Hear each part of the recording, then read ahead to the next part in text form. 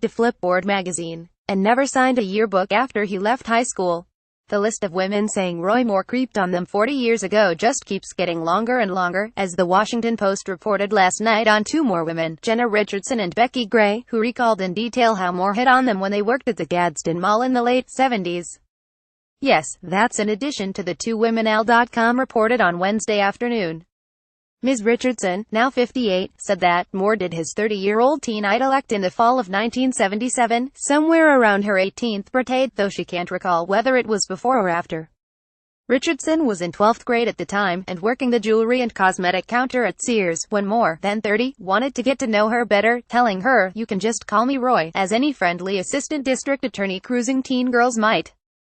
He asked her what school she went to, and then wanted her phone number, but she played hard to get the little minx, telling him her dad was a preacher and no, he would not approve. We can only assume from what followed that Moore was the inspiration for Sade's 1984 hit Smooth Operator. A few days later, she says, she was in trigonometry class at Gadsden High when she was summoned to the principal's office over the intercom in her classroom. She had a phone call. "I said, 'Hello,'" Richardson recalls.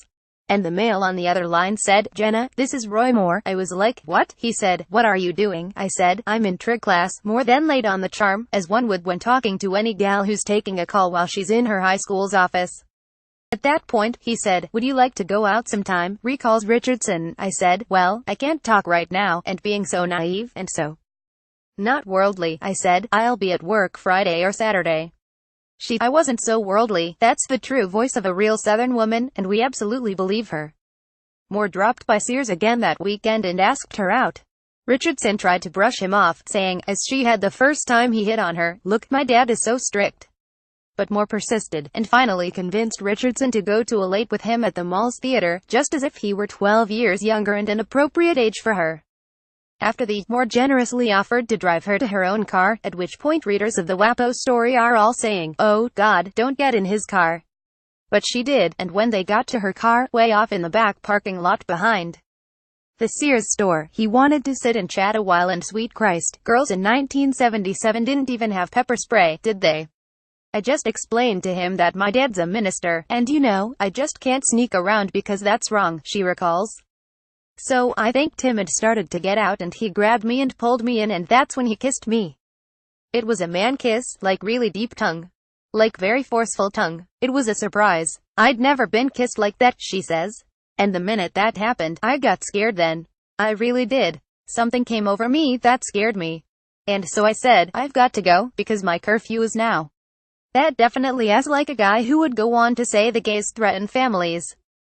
Richardson told Kayla McLaughlin, her friend and coworker at Sears, all about Moore's weird advances as they happened, and McLaughlin recalls telling her, "You can't go out with him. He's old." McLaughlin says she felt protective of Richardson, who was a preacher's kid and a little naive. After Richardson told McLaughlin about the incident in the car, McLaughlin would warn her whenever Moore came into the mall with his mind on a corn, I would call and say he's coming this way. McLaughlin says she would go to the back. She was uncomfortable. If you're wondering about Richardson's politics, she says she's a moderate Republican and that she didn't vote at all in 2016 or in Alabama's Senate primary. Obviously on the George Soros payroll. WAPO also spoke to Phyllis Smith, who wasn't accosted by Moore but said he was a known problem at the clothing store where she worked, a place that catered to young women and at least one older fella who thought he'd find ripe pickings there. She said the teen girls in the store told each other to just make yourself scarce when Roy's in here. He's just here to bother you. Don't pay attention to him and he'll go away. WAPO reporters found a dozen people who recalled seeing Moore at the mall in the late 70s and early 80s, and who remembered Moore as a frequent presence, a well-dressed man walking around alone, leaning on counters, spending enough time in the stores, especially on weekend nights, that some of the young women who worked there said they became uncomfortable. Smith recalled the dashing young assistant DA's visits to the store, where, if he was checking out the merchandise, it was definitely not clothing or accessories, if you know what we mean. I can remember him walking in and the whole mood would change with us girls, says Smith, 59, who lives in Gadsden and says she is a Democrat. It would be like we were on guard. I would find something else to do. I remember being creeped out. He.S. nice. Oh, but she's a Democrat, which means she was obviously lying. Please ignore. The other women who said she had to fend off Moore's ladies' man act is Becky, who worked at the Pizzett's department store, which anchored the other end of the mall from Sears.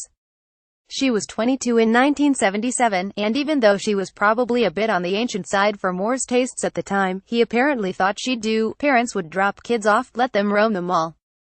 Well, he started coming up to me. She says Moore kept asking her out and she kept saying no. I'd always say no, I'm dating someone, no, I'm in a relationship, says Gray, now 62, a retired teacher and a Democrat who supports Moore's opponent in the Senate race. I thought he was old at that time.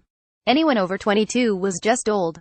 Another Democrat? Okay, the rest of the story is now, blah blah blah Moore, blah blah blah whatever.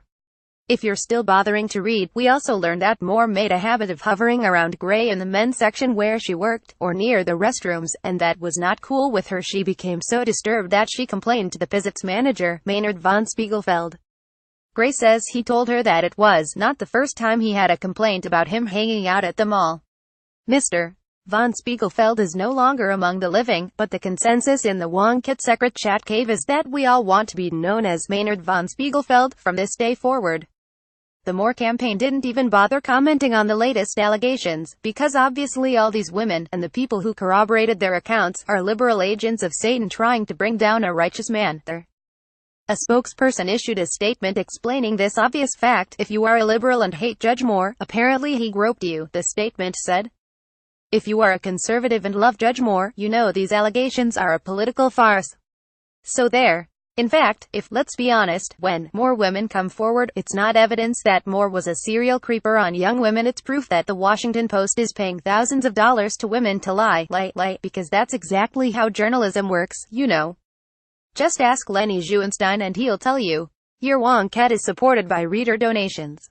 Please click here to help, and if you'd like to help beat Roy Moore, Doug Jones would appreciate a donation, and is still allowed at the Gadsden Mall. WAPO ad to Flipboard Magazine. We love you, you pay our rent.